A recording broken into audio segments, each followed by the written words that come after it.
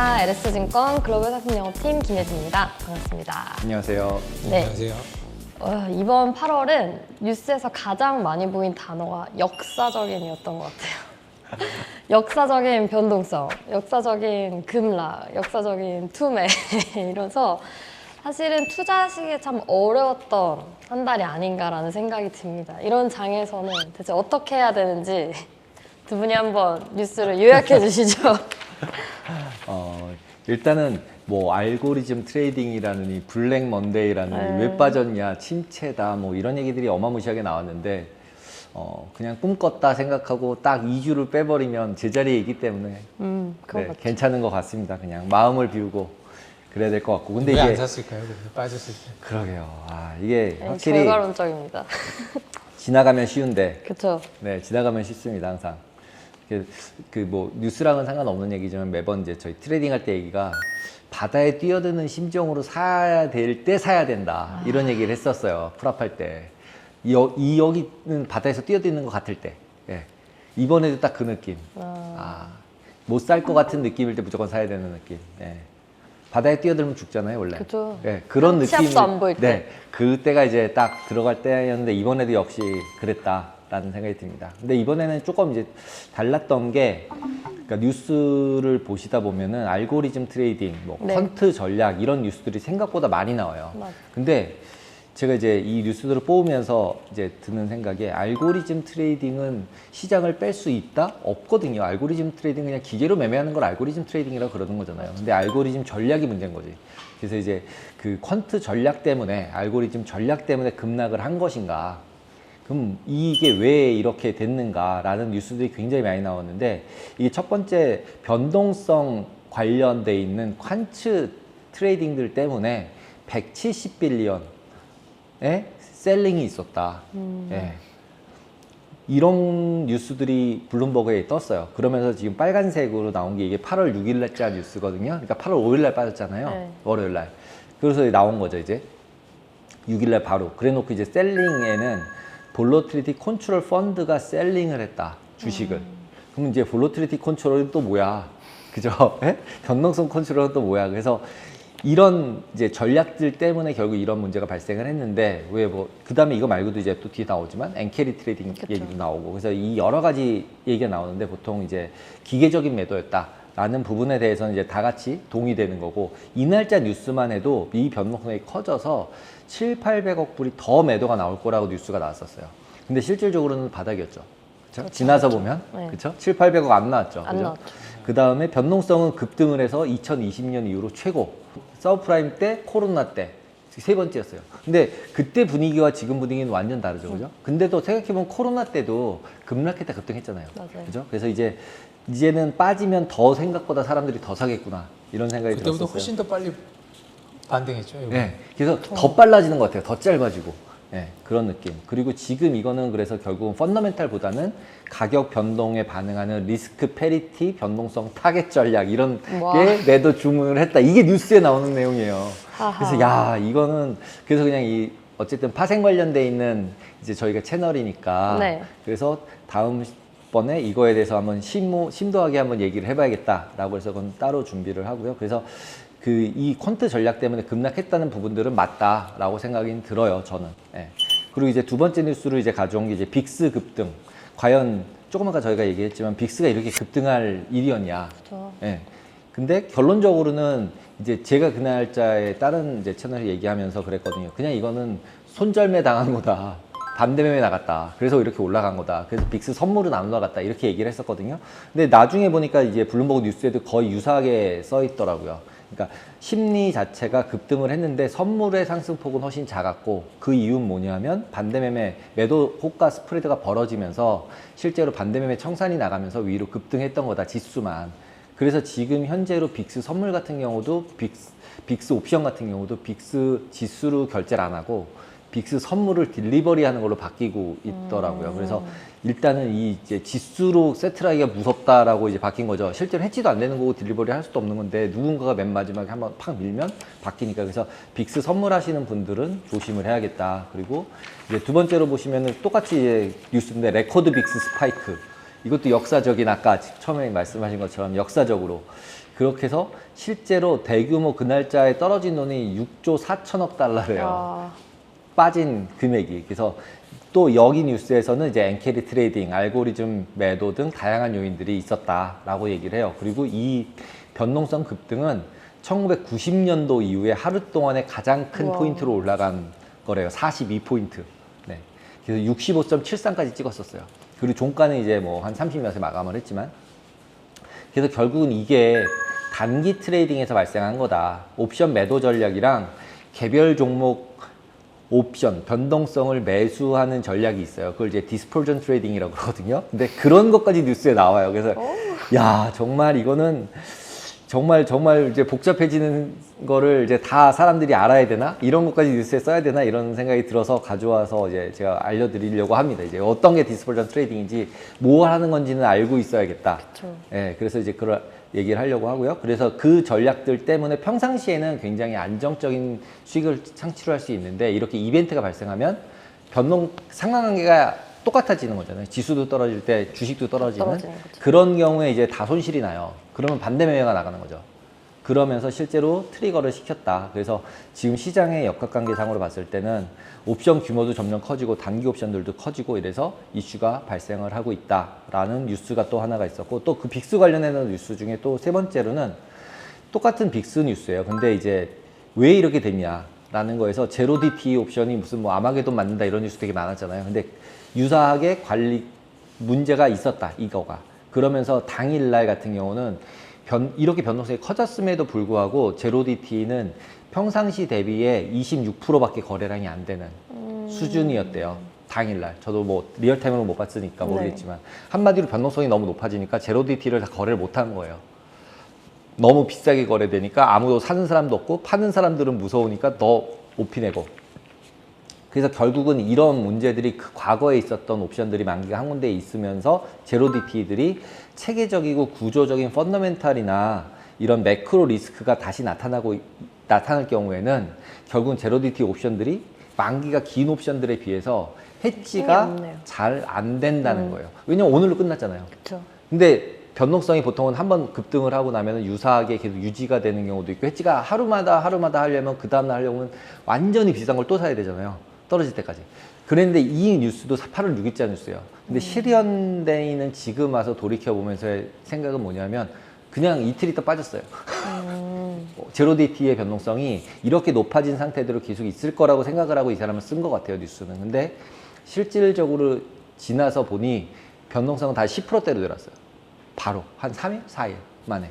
그래서 시장이 굉장히 엄청 빨리 현명해졌다? 기계끼리 싸우고 있는 시장이 진짜 맞구나라는 생각이 들었어요. 여기서도 그래서 개인 투자가나 고빈도 매매, 하이 프리퀀시 하는 것들이 결국 시장 스트레스를 딱 일으키는 순간에 제로 DT에서는 그냥 아예 빼버린다. 그러면은 해지를 못 하는 거예요. 그쵸.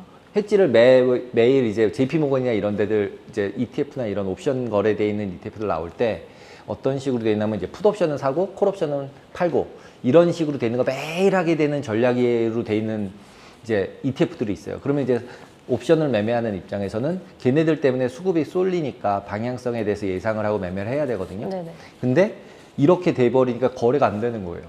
그러니까 이제 그런 제로 DT를 가지고 스트럭처링을 했던 ETF들은 매수를 하려면 아주 비싸게 사야 되고, 매도를 하려면 아주 싸게 팔아야 되고, 그러니까 결국 ETF의 실적이 너무 나빠지는 상태가 되는 거죠. 그러니까 리스크 관리가 안 되는 거죠, 오히려.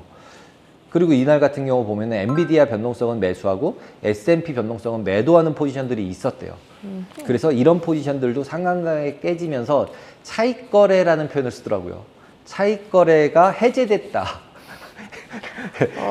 이게 결국, 왜냐하면 이런 거래들은 대부분 상관관계를 가지고 베팅을 하는 거기 때문에 결국은 이렇게 상관관계가 일로 갔을 때는 결국은 이제 폭락해버리는 거를 만들었다는 거죠, 결국 시장이. 그러니까 결국은 프로그램이라고 얘기를 하고 알고리즘이라고 얘기를 하지만, 그게 지금 얘기했던 이런 개별 종목들하고 지수 변동성을 매매하는 전략, 그 다음에 롱숏 에쿼티 전략, 그 다음에 CTA 전략, 그 다음에 뭐 하이 프리퀀시 전략, 마켓 메이킹 하는 거, 그 다음에 실제로 이런 전략들이 다 섞이고 거기 매크로 헤지 펀드까지 섞여서 선물들, 이제 변동성 리스크 페리티라고 아까 나왔던 것들, 그런 것들이 막 섞여서 다 같이 청산을 이뤘죠, 그 날짜는. 근데 그 전으로 딱 가서 이제 딱 보시면은 이제 그 다음에 나왔던 게, 요인으로 나온 게 또 엔캐리 트레이드 청산이잖아요. 그래서 엔캐리 트레이드 청산 얘기에서는 이제 그냥 엔캐리 트레이드 청산이라는 단어밖에 안 나와요. 근데 엔캐리 트레이드는 결국 엔화를 빌려서 사는 거잖아요. 근데 뉴스에서 보시면은 헤지 펀드들이 분리시로 전환했대요. 이거는 맞습니다. 17일 뉴스예요. 엔화를 매수했다. 강제로. 매수해서 강세로 베팅을 했다라는 뉴스가 17일 뉴스거든요. 실제로 선물 같은 경우는 11만 5천 계약에서 플러스 8만 6천 계약으로 늘어났어요. 롱으로. 뒤집힌 거예요. 이틀 만에. 그러니까 실제로 옌 선물 같은 경우는 확실하게 청산이 된 거죠. 로스컷을 당한 거라 봐야죠. 어쩔 수 없이. 예. 그리고 실제로 이 캐리 자체로 한 9% 강세가 돼버려 다른 나라 통화들하고는 아무 상관도 없이. 그래서 결국 캐리 트레이드가 청산된 거는 맞다라고 봐야 될 것 같고. 거기도 손해 많이 받겠네요. 엄청 받겠죠. 예, 엄청 받겠죠. 그리고서 이 부분 같은 경우는 결국은 그냥 미국이랑 일본 그 금리 통화 정책들 어떻게 되는지를 봐야겠다라고 얘기를 하고 있죠. 그리고 최근 들어서 또 어제 그제 해가지고 또 되게 많이 내렸잖아요. 또 그래서 바닥으로 완전 우리나라 원달러도 그렇고 엔이랑 같이 강세가 엄청 돼 있는 상태인데, 이거에 이렇게 뉴스가 17일 뉴스인데 반해서 그 밑에 뉴스 보시면 16일자 뉴스예요. 캐리 트레이드가 다시 중심으로 뜨고 있다. 엔화가 싸져서 엔화를 다시 팔고 매도하고 저금리 통화니까 뭐 솔직히 0.15에서 0.25 된들 뭐 15bp 그래도 제일 싸잖아요. 글로벌리 보면 아무리 미국이 금리를 5.5에서 5로 낮춘다고 쳐도 25bp 0.25랑 5%랑은 돈 빌려서 약세로만 되기만 한다면 무조건 엔화로 빌려서 투자하는 게 무조건 낫죠. 예. 그러니까 이제 그게 다시 늘어나고 있다는 뉴스예요. 근데 이거는 16일자였어요. 조금 아까 보여드린 뉴스는 17일자 뉴스고 16일자 뉴스예요. 똑같이 블룸버그 뉴스고. 예. 그래서 지금 여기 같은 경우도 여기서 근데 약간 눈에 띄는 점은 뭐냐면 호주 달러랑 파운드 네. 캐리가 바뀌는 거예요. 달러를 가져가는 게 아니라 이종통화를 가져가고 있는 거예요.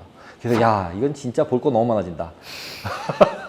이것까지 다 이런 것까지 다 알면서 우리가 뭐 선물 매매도 해야 되고 이런가? 너무 어려워. 너무 어렵다. 이거 어떡하나? 뭐 이런 생각이 들었습니다. 그래서 이제 투자자들이 노무라 홀딩스나 ATFX 글로벌 같은 데서는 헤지펀드나 고액 순자산가들 중심으로는 엔화 매도가 다시 증가하고 있다는 뉴스예요. 그래서 지금 이 뉴스가 나오고 나서 실제로 보시면은 차트에서도 보시면 바닥 찍고 42 찍고 다시 45, 46까지 올라왔거든요. 네네. 그래서 이런 부분까지 있어서 결국은 이제 기시다 막 사임하고 이런 문제들이 발생하고 있어서 지금 현재 상황 하에서는 이 뉴스들을 봤을 때는 지금 뭐 다 리바운드를 했지만 이게 과연 그 정상적인 시장인가? 그리고 우리가 지금 여기서 다시 전고점을 넘기고 이쪽으로 시장을 보면서 매매를 해야 되나? 아니면 이제 선물 트레이딩 같은 경우는 이제 커머디티를 해야 되나, 주식을 해야 되나, 환을 해야 되나 이러고 있는데 엔화는 되게 무섭다. 네. 네, 지금은 롱가기도 이렇게 뉴스를 두 개 보여드린 게 롱가기도 무섭고 숏가기도 무섭고 좀 애매하다라는 생각이 들었고요. 그리고 이제 빅스나 이런 것들은 실제로 실현되는 변동성으로 되는 거다기보다는 거래된 거를 만드는 지수기 때문에 좀 조심을 하면서 그게 굉장히 높아졌다 그래서 진짜 위험한 상황이고 이런 게 아니라는 게 이번에 증빙이 된 거죠. 어떻게 생각하면 침체가 아니었음에도 불구하고 침체 이상의 이벤트로 빅스가 올라갔었으니까 이제 좀 신뢰도가 떨어지는 그런 게 아닐까라는 생각이 들어서 이렇게 세 가지 테마에 관련된 뉴스들을 뽑아봤습니다. 굉장히 공부할 게 많은 주제인데. 저도 엔화 공부한다고 관련해서는 알기도 힘든 것 같아요. 그쵸. 마지막 뉴스로 본 거는 이제 헤지펀드가 다시 강제 베팅했다를 저 마지막 뉴스로 봤는데 또 하루 차이로 이런 다시 매도를 많이 한다. 네. 아 이거 어려운데요? 그러니까 근데 생각해 보면은 저는 매도가 더 리즈너블해 보이거든요. 엔화 약세가 되면서 5% 먹으면서 매매를 하면 특별하게 뭐 그리고 이제 계속 내려가면 일본 돈은 찍으면 되잖아요. 예. 위에서 내리는 개입은 힘들잖아요. 왜냐면 달러 있는 걸 팔아야 되니까. 근데 밑에서 사는 개입은 자기 엔화 가졌는데 뭐 찍어서 사면 되죠. 금리가 낮은 이상은 엔캐리는 피해갈 수가 없다. 제 생각에는 그러니까 뭐 그냥 헤지펀드 입장이라면 네, 그럴 것 같아요. 그래서 밑에도 어느 정도 막히지 않았나? 근데 이제 다들 이제 115엔 얘기하고 130엔 얘기하고 그랬잖아요. 140 근처 그쵸. 갔을 때. 그랬는데 갑자기 148엔 되니까 다시 이건 또 뭐지? 뭐 막 이러고 있었는데 뉴스가 저런 게 바로 나오는 거죠. 그러니까 시장은 어디나 이렇게 부닥치고 있는 거죠. 누군가는 산다고 하지만 누군가는 팔고 있는 거다라고 보면서 시장에 접근하는 게 제일 좋을 것 같습니다. 또 이럴 때 되게 힘의 균형이 팽팽한 상태라고 네, 표현을 하기도 하는데 근데 저희가 계속 다뤄왔던 엔화는 그렇게 정리를 하고 나머지 이제 알고리즘이나 퀀트 매매는 이따 또 네. 내피셜에서 자세히 해주시는 걸로 네. 참고하시면 되겠습니다. 네, 그럼 다음은 이제 원자재와 매크로 쪽에 어떤 일이 있었나요? 첫 번째는 이제 뭐 인플레가 잡히는 건지 아니면 뭐 소비가 잡히는 건지 뭐 이런 주제로 한번 봤는데 기사에는 이제 나오는 것들이 이제 뭐 햄버거도 그렇고 보톡스도 그렇고 버킨도 그렇고 지금 뭐 소비가 계속 줄어들고 있다는 맞아요. 뭐 그런 중국이나 아니면 또 미국에서 그러니까 뭐 얼마 전까지만 해도 이제 뭐 인플레가 뭐 극심하고 뭐 이런 얘기가 나온 지가 얼마 안 되는 것 같은데 벌써 이제 소비가 이제 안 되고 뭐 이런 얘기가 이제 나오기 시작하는 것 같아요. 그러니까 뭐 최근에도 이제 뭐 여행 간다든지 아니면 뭐 사치품이라든지 뭐 이런 거 같은 경우는 소비를 좀 줄이기는 하지만은 그래도 먹는 거나 아니면 필수재는 별로 안 줄였었거든요. 근데 여기 나오는 거 보면 이제 먹는 거나 필수재도 이제 소비를 안 하고 있다라는 얘기입니다. 그러니까 요즘에 이제 물가들이 많이 소비자 물가 지수 같은 경우에도 뭐 많이 잡혔죠. 그러니까 많이 떨어지고 했지만은 뭐 지금 2.9로 낮아지긴 했는데 그래도 그동안 계속 올라왔잖아요. 보면은 마이너스가 된 건 아니잖아요. 오른 채로 그대로 있는 거 그러니까 아니에요? 이제 한동안은 뭐 9%까지도 했었었는데 뭐 지금 낮아져 갖고 2.9로 했는데 수년 동안 계속 물가가 올라온 거예요. 보면은. 예. 그러니까 사람들이 이제 먹는 것도 그렇고 필수재도 그렇고 이제 그게 사기가 점점 부담스러워지는 거죠. 이제 그게 옛날보다 이제 오르는 폭이 줄어들었다 뿐이지 계속 그게 올라가고 있으니까 이제 더 이상은 이제 부담스럽다. 그러니까 뭐 저도 이제 얼마 전에 미국에서 온 친구 만났는데 미국 물가는 정말 비싸더라고요. 그러니까 예. 두 명이서 얼마 전에 뭐 한식당 가가지고 육개장 2개에다가 뭐 파전 하나 시켜 먹었는데 18만 원 나왔대요. 보면 한국 돈으로. 그래서 야, 그래갖고 미국 살겠냐. 그런데 뭐 물론 외식 물가 뭐 비싸지만은 뭐 팁도 옛날보다 많이 올라갔고 팁도 옛날에는 점심 때 10% 저녁 때 15% 주던 게 지금은 최소한 20%씩 줘야 된대요. 그러니까 안 하는 거죠, 보면은. 그러니까 지금 먹는 것도 보면은 이제 줄이고 뭐 이러는 이유가 이제 아무래도 이제 그 실업률이 최근에 좀 높아지고 있는 것도 영향이 있는 것 같아요. 그러니까 지금 이제 4.3%가 나오는데 뭐 4.3%가 아주 높은 수준은 아니거든요. 근데 여기서 봐야 될 거는 이제 이게 높은 수준이냐가 아니고 트렌드를 봐야 될 것 같아요. 그러니까 22년도부터 뭐 최근까지는 다 4% 언더에서 계속 유지가 됐었거든요. 실업률이.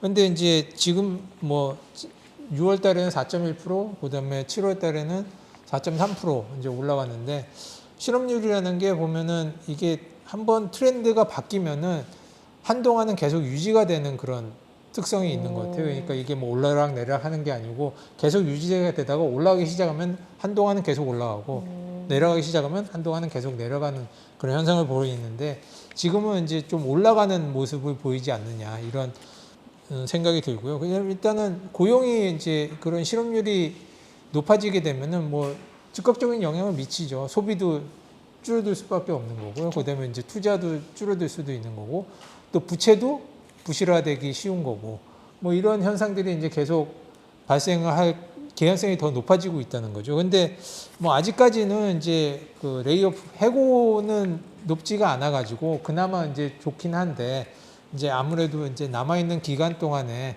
뭐 이런 실업률이라든지 해고라든지 이런 것들이 미국 경제에는 굉장히 많은 영향을 미치게 될 것 같아요. 그래서 이제 그 다음에 이제 차트를 보면은 소비자 물가 지수가 나왔는데 이제 미국이나 유럽 같은 경우에는 굉장히 뭐 많이 낮아졌죠. 한동안 뭐 9%, 뭐 11%까지 올라갔었다가 지금 뭐 2% 중반대, 2% 후반대 뭐 이 정도로 미국하고 유럽 같은 경우에 낮아졌고 중국 같은 경우에는 뭐 높아본 적이 없었죠. 예. 뭐 최근 들어서도 계속 뭐 한 0 정도 수준에서 소비자 물가 지수가 유지가 되고 있는데 아무래도 이제 중국 같은 경우에는 부동산 관련해서 뭐 요 옆에 차트 보시면 알다시피 새로 짓지도 않고 또 팔리지도 않아요. 보면은 부동산이. 그러니까 지금 굉장히 중국 같은 경우에는 아무래도 부동산이 좀 유지가 돼야지 뭐 사람들이 쓸 생각을 하는데 부동산 가격이 계속 뭐 하락하고 뭐 지어도 팔리지도 않고 새로 짓지도 않고 뭐 이러고 있으면은 경기가 살아나기 힘들겠죠. 그다음에 갖고 있는 거 이제 쓰기보다는 아무래도 저축하는 수밖에 없고 그러다 보니까 소비가 굉장히 얼어붙어 있는 상태다. 그러면은 이제 생각을 해보면은 중국은 뭐 그런 지 오래됐으니까 뭐 중국 소비야 뭐 그렇다 네. 치더라도 제조업체들 같은 경우에는 유럽이나 미국에서 소비가 돼서 그나마 유지가 됐었었는데 미국이나 유럽 쪽 소비가 줄어들기 시작하면은 어디다 갖다 파냐 이거죠 보면은. 그러니까 이런 소비가 줄어든다는 거는 생산의 감소를 갖다가 야기를 할 수밖에 없게 되고요.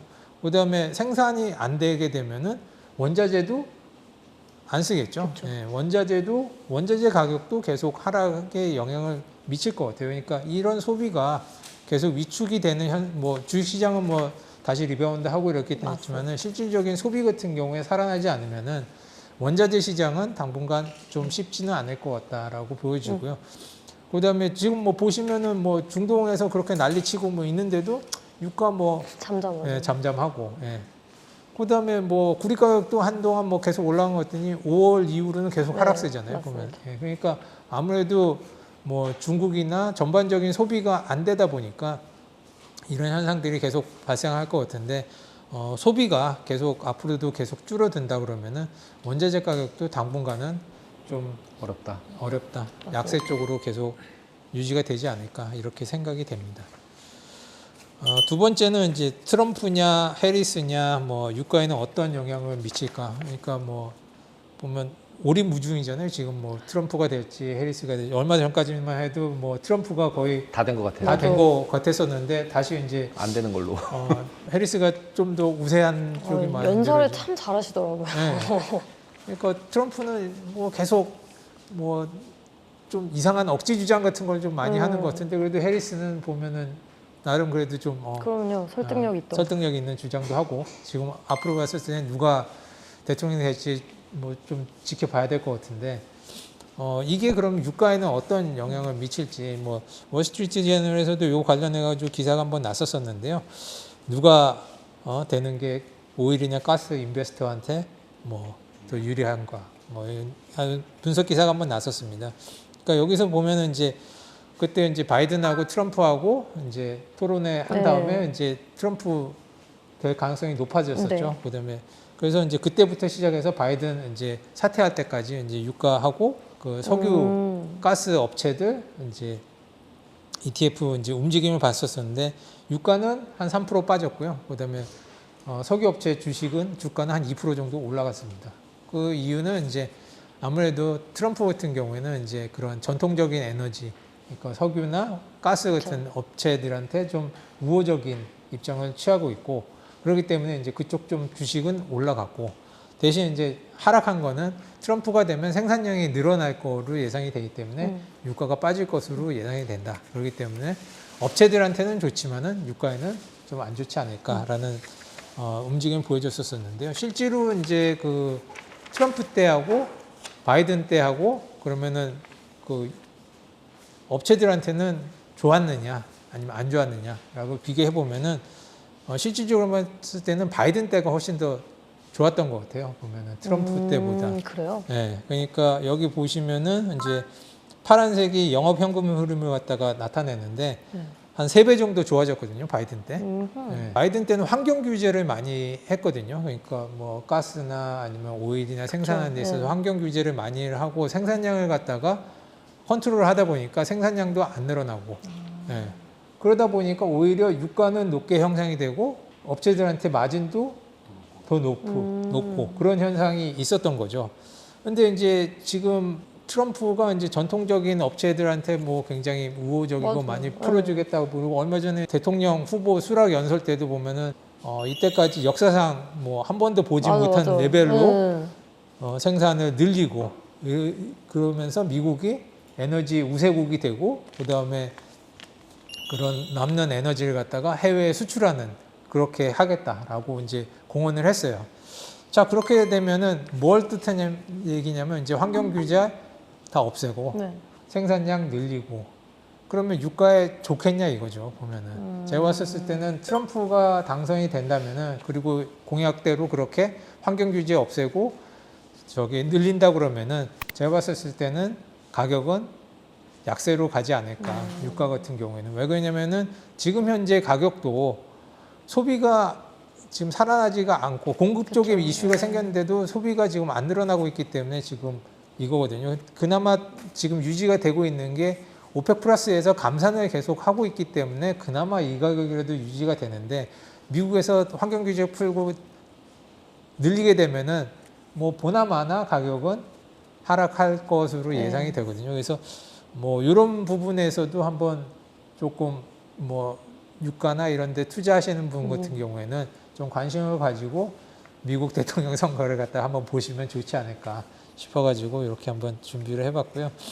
그다음에 세 번째 뉴스는 이제 AI 관련된 이제 전기입니다. 이제 뭐 최근에 많이 그런 뉴스들이 나왔었는데 AI 이제 붐 일어나면서 이제 뭐 데이터 센터도 많이 짓고 뭐 데이터 센터가 또 전기 잡아먹는 함하기 때문에 또 앞으로 전력이 엄청나게 필요할 거다라는 얘기가 많이 나오긴 했었었는데 그러면 그 전력을 도대체 누가 그러면 만들어낼 거고 그게 전력 가격에는 어떻게 영향을 미칠 것이냐 그런 뭐 얘기입니다. 그러니까 지금 여기 이제 오른쪽에 있는 차트를 보면은 이게 이제 PJM 인터커넥션이라는 업체에서 입찰한 결과를 갖다가 나타내는 건데 여기 이 업체가 이제 13개 주에 이제 전력을 공급하는 그 관리하는 그런 업체예요. 네. 보면 이제 거기서 입찰을 통해서 이제 전력을 생산업체들한테 구매를 하는데 이게 보면은 킬로와트 1당 보면은 한 270으로 이제 올라갔어요. 그러니까 이게 어느 정도 수준이냐면은 작년보다 9배 정도 올라가거든요. 그러니까 거기서 구매하는 전기값이 작년보다 9배 정도 올랐다. 그러니까 굉장히 많이 올라간 거죠. 그러니까 이렇게 따지면은 정말 데이터 센터들이 정말 전기를 엄청 잡아먹고 있긴 하는구나라는 생각이 드는데요. 자, 그러면은 이제 9배 올라갔으니까 이제 거기에 납품하는 업체들은 아주 놀랐겠죠. 네. 그래서 그 다음 차트에 보면은 이제 거기 주가들인데 주가들이 굉장히 오래 들어와서 굉장히 좋습니다. 그래서 어떤 업체는 뭐 한 2배 가까이 올른 업체도 있고 뭐 최소한 50% 이상은 올라갔는데 그럼 뭐 이 업체들은 뭐 굉장히 뭐 좋긴 한데 그러면은 이게 이제 어떤 현상을 낳게 되냐면은 전력 수요는 늘어나는데 신규 발전소 공급은 굉장히 늦어요. 보면은 이게 최소 한 5년 정도는 걸리거든요. 가격은 비싼데 공급은 한 5년 정도나 지나야지 신규로 들어오고 그럼 뭐 어떻게 하겠습니까?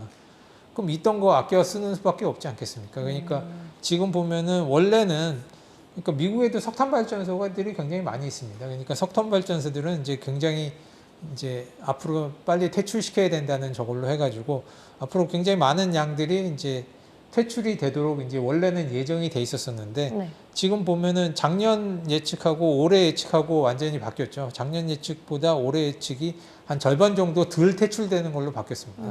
그럼 왜 그러냐면은 지금 당장 필요한데 신규 공급은 안 되다 보니까 기존에 있던 뭐 석탄 발전이라도 떼가지고 유지를 하는 수밖에 없는 거죠. 그래도 지금 뭐 가격이 안 잡히고 있는 상황이니까요. 뭐 한 몇 년 전까지만 해도 뭐 기후, 환경, 뭐 ESG 뭐 이런 것들이 이제 뉴스의 중심에서 많이 나왔었는데 지금 쑥 들어가지 않습니까? 뭐 먹고 사는 문제가 이제 팍팍해지고 뭐 가격도 올라가고 뭐 이러다 보니까 환경이고 뭐 기후변화고 이거는 좀 뭐 좀 뒷전으로 좀 밀린 것 같은 느낌이고 그래서 더워진 것 같아요. 그래 올 여름도 엄청 덥잖아요. 보면. 뭐 그런 영향도 좀 있는 것 같아요. 그래서 먹고 사는 게 이제 점점 팍팍해지고 소비도 줄고 뭐 이러다 보니까 뭐 ESG고 뭐 환경이니 뭐 이런 거보다는 가격을 좀 싸고 뭐 낮추는 데가 훨씬 더 포커스를 맞추지 않느냐. 그래서 당분간은 보면은 이런 환경, 기후 뭐 이런 이슈들이 부각이 되기는 좀 어려울 것 같고 앞으로 한동안은 뭐 전통 산업 뭐 이런 쪽에 훨씬 더 포커스를 맞추는 그런 게 좀 이어지지 않을까 그렇게 싶습니다. 여기까지 해가지고 원자재 관련된 뉴스 한번 준비를 해봤습니다. 예. 아주 유익했습니다. 어려운 시장이었는데 정리를 해보면 또 키워드도 참 많네요. 사실 4분기에는 대선도 아직 남아있고 네. 또 신재생 에너지와 AI, 전기차 관련도 계속 지켜봐야 하고 그런 가운데 또 변동성은 역사적 수준으로 높아졌다가 다시 빠졌다가 깔았다가 뭐, 예. 하니까 사실 어디 하나에 초점을 두기가 참 어려운 시장인 것 같습니다. 이럴 때는 그렇다면 두루두루 뉴스를 다 한 계약씩, 다 한 계약씩. 보시면서 좀 다양한 상품에 대해서 사실 또 한번 이럴 때 식견을 넓혀보고 또 몰랐던 것도 한번 공부해보는 그런 시간으로 보내시면 좋을 것 같습니다. 네, 그런데 이 뉴스 3을 잘 활용하시면 좋을 것 같습니다. 네, 오늘도 시청해주셔서 감사합니다. 감사합니다.